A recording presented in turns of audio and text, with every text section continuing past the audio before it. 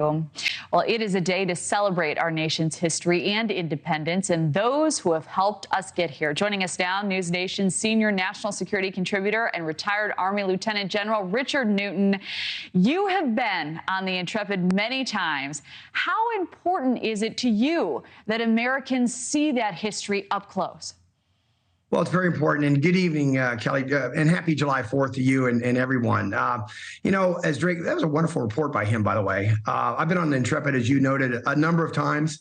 And I think what really underscored is the importance of the Intrepid of keeping our history alive, not only our military history, but the history of those who served and gone before and given their blood, in order to make sure that we're free. I was most recently on the Intrepid back in May when we I was part of the USS commissioning of the USS Cooperstown, part of that commissioning. And every time I go on the Intrepid, it's just a very memorable moment for me. And I think about all those who've served and gone before. Lieutenant General, what does July 4th mean to you specifically? Well, it's a very special day. There's certainly a celebration, across America. And I think that's so important that we celebrate this July 4th, this day of independence, if you will, when the Declaration of Independence was brought forth, and then we finally won the Revolutionary War back in 1783. But nonetheless, it's a day of celebration for all Americans.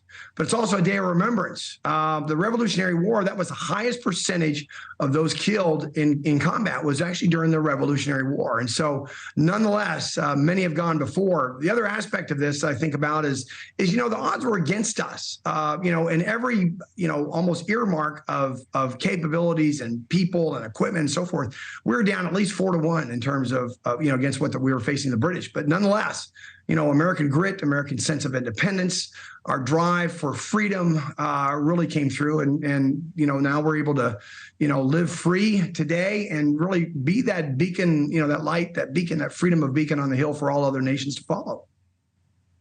Thank you for that reminder. It's beautiful. We'd also like to turn quickly overseas, if we can, to Russia's war in Ukraine. So Russia says it intercepted drones from Ukraine near Moscow earlier today, and Ukraine denied any involvement. It's the first attack of its kind in months.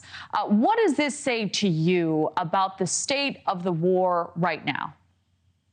Right now, the state of the war it's very much a war of attrition, where you've got, the Russians and the Ukrainians are both dug in.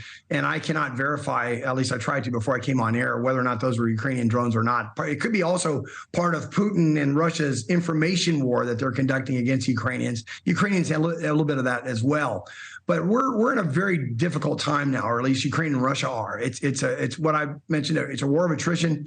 General Milley, the chairman of the Joint Chiefs of Staff, just acknowledged just last week that this Ukraine-Russia, now what will be supposedly an offense or counteroffensive, it's going to take weeks, maybe even months. And so the expectations of not only the Ukrainians, but the free world trying to see that there'll be a quick win here, I just don't think so.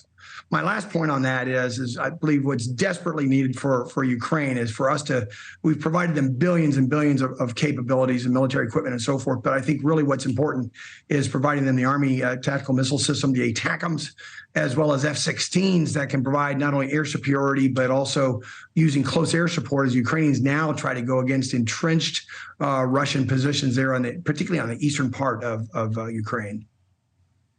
All right, we have about 30 seconds left. Putin says Russia is united as never before, appearing to clear up any questions about divisions within the Russian military ranks just days after the Wagner mercenaries group armed rebellion. We all saw that, but there's still so much uncertainty when it comes to Putin. What is your read? There is. And of course, Putin's going to say that. He's going to say that because, what was this attempt, I think, at least for Wagner the forces to actually, embark and try to, reach the outskirts of Moscow. Who would have thought about that, Kelly, 16 months or so ago when this war kicked off? But nonetheless, Putin's got his hands full. He's got various audiences that he has to address. One is the domestic audience within Russia.